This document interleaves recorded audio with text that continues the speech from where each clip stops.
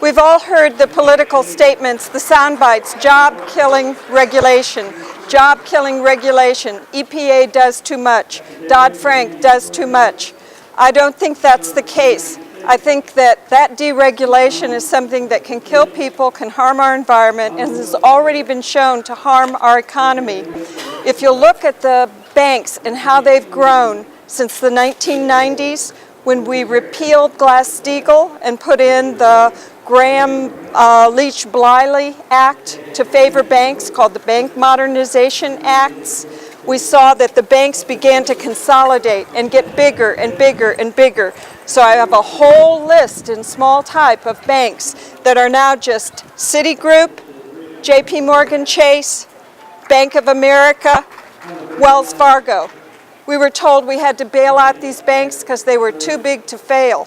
They were too big to fail because they were deregulated. We need to restore Glass-Steagall. We need to regulate derivatives. We had Goldman Sachs executives running our government during this past 2 years in the Obama administration, and we've wound up with a very weak banking bill with the Dodd-Frank. There are not the protections for banking and investment that we need.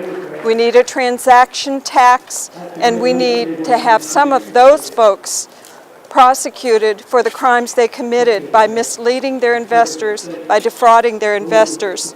If you look at what happened with deregulation, we have a Clean Water Act exemption called the Halliburton exemption for oil and gas with respect to the Clean Water Act.